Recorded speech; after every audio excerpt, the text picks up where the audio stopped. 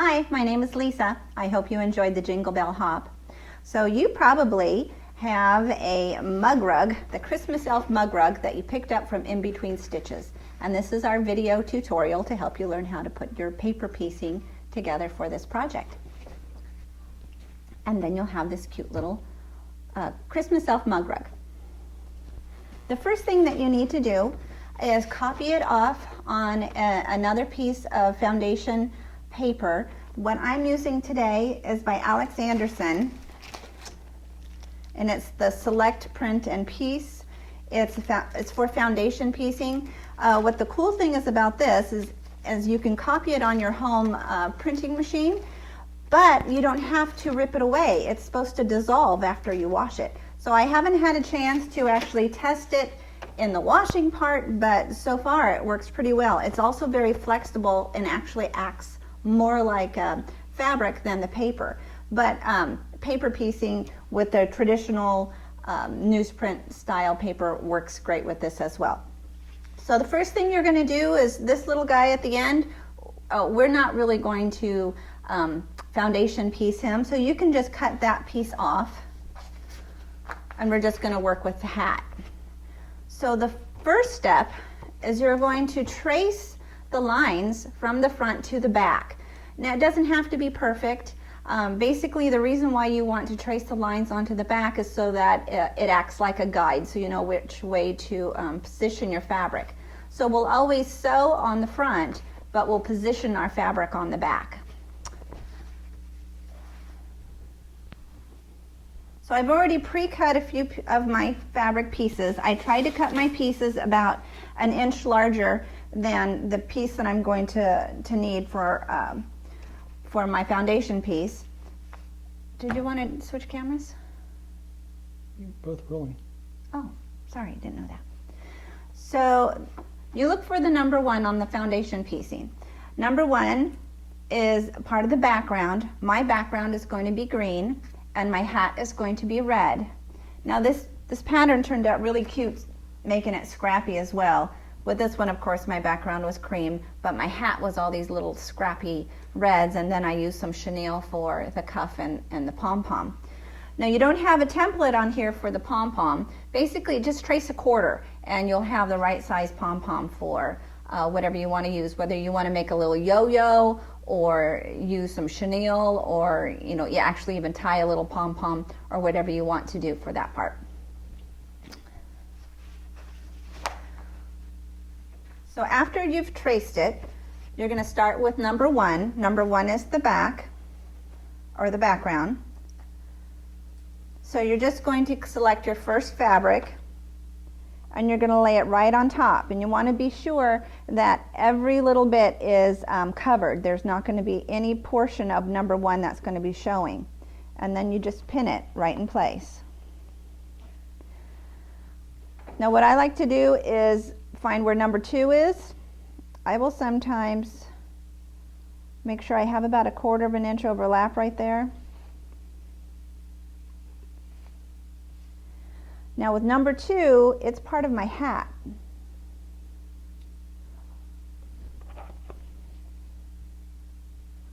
So I'm going to lay my hat.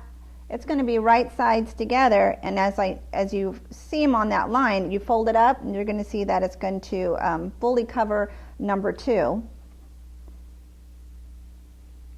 And I'll pin that in place. And I'll take it to my sewing machine, and I'll do my first seam. Our first seam is going to be right on the printed line, right between number 1 and number 2. The fabric that is in number 1 is always going to be the fabric that is right side up, and everything else is going to be right side down. So I start from the very beginning of that line, and I usually do a small stitch, about a 1.8. And then I'm going to end at that line.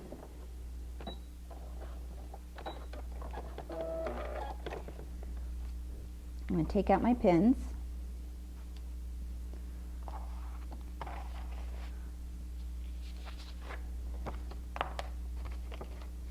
Now, it's always handy to have a card I just use one of those reorder cards out of a quilting magazine, but any type of postcard that comes in the mail will do. Now I flip it over to the right side. I line my card up right between 1 and 2, right on that line.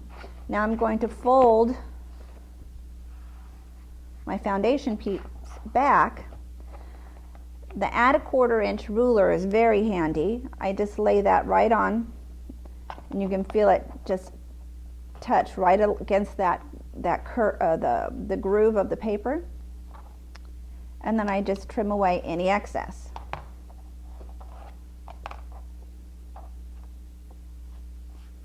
Now you don't need one of these. You can just use a regular small ruler and line up your 1/4 inch and then trim it away.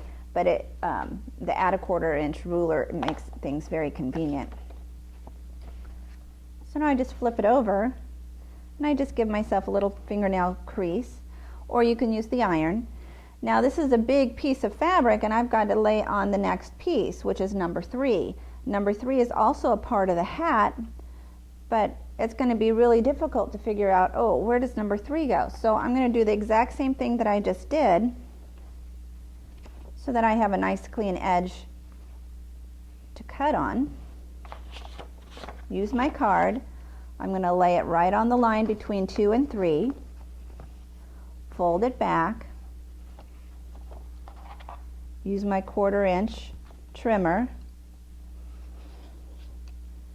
and I'll trim away that fabric. So now I have a nice clean edge to line up my piece number 3.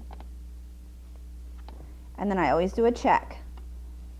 See, that's going to fully cover position number 3.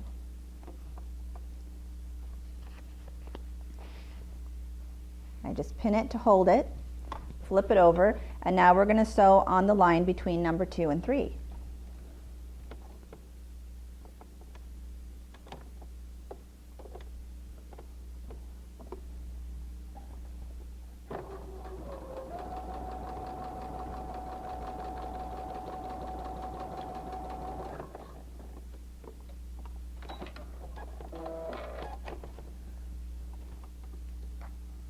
Now you can press it or just do a little fingernail press. So now my next piece that I'm going to add would be number 4. See, I have so much fabric covering it's going to be hard to see, so once again I'm just going to flip it over, find the line between 3 and 4, fold it back,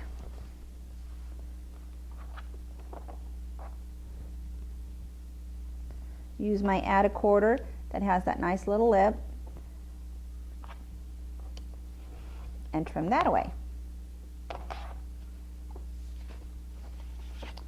So now my piece is ready for number 4. So 4 is still part of the hat, so I'm going to add another red piece.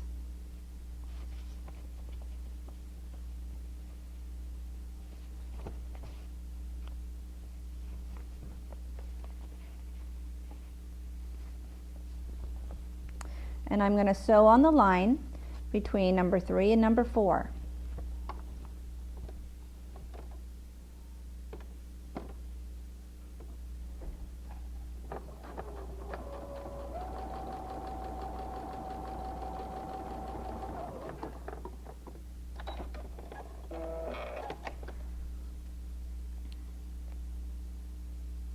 Press it open.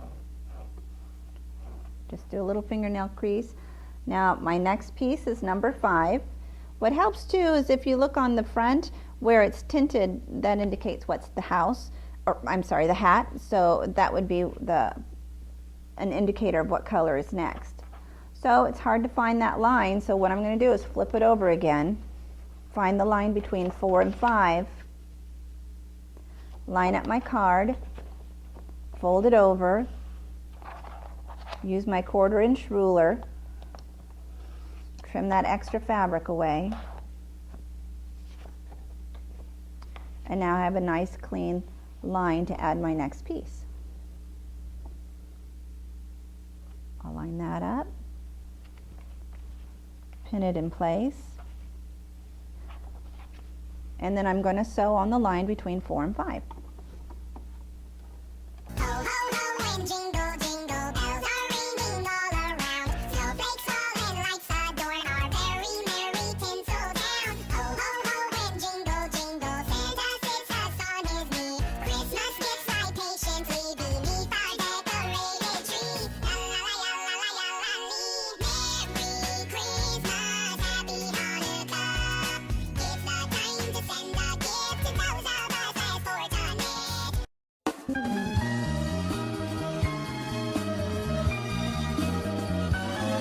It's the most wonderful time of year, with the kids jingle belling and everyone telling you be a There, now we can just trim it out.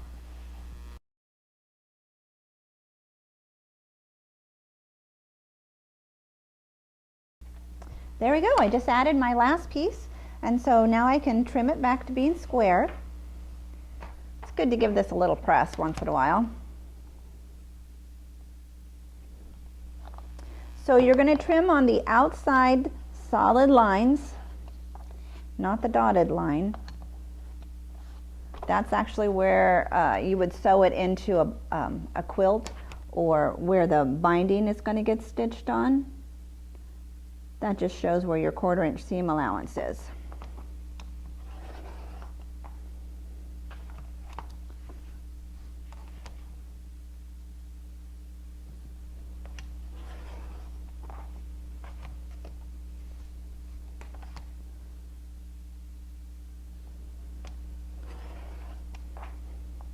Okay, now this is all ready to put on the little elf's face.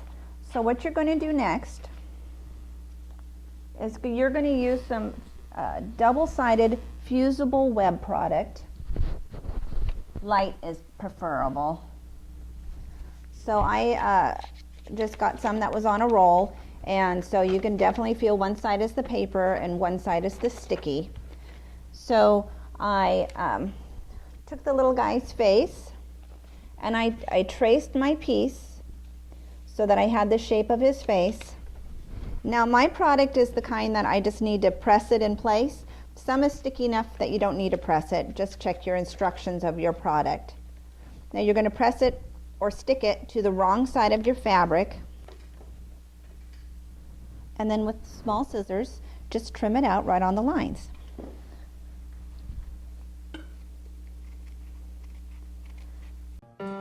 Christmas, Christmas time is here.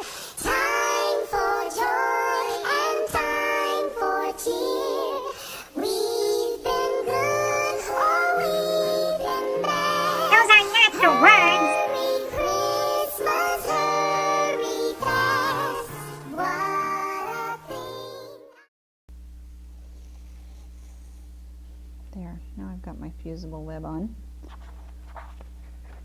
And now you can choose to either trace his little face on, or you can just embroider it. I'm using a micron pen just to color it on. And then you can use crayons to make his cheeks rosy. Give him a cute little finish. It's Christmas time in the city. Okay, now you can press this into place, this time on the right side of your fabric. So I just position it so I know that I've got this in the right spot.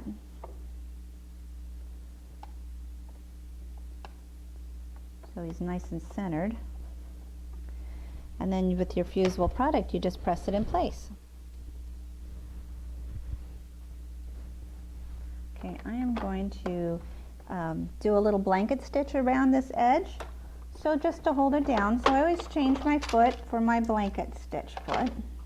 You want an open toe so that you can see better what you're doing. There it is.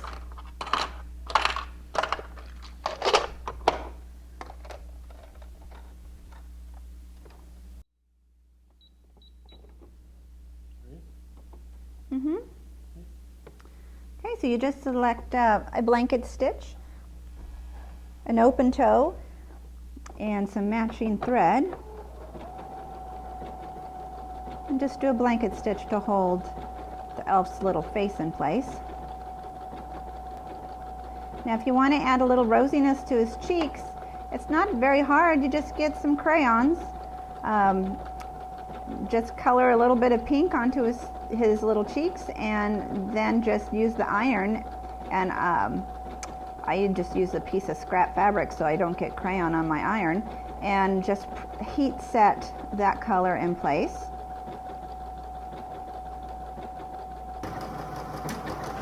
Okay, got my blanket stitch done, and now I can sew my elf together. So he's going to look like that. And since I'm using Alex Anderson's paper foundation, I don't have to rip it away. Otherwise, I would have ripped my paper away before putting this portion on. But it's supposed to dissolve, so that's kind of cool. Okay, then I just sew the little face onto the hat with a 1/4 inch seam allowance.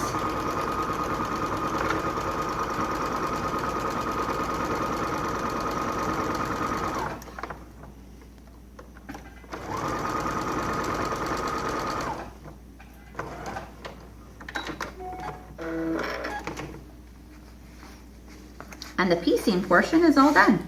So I would just press him and then quilt him.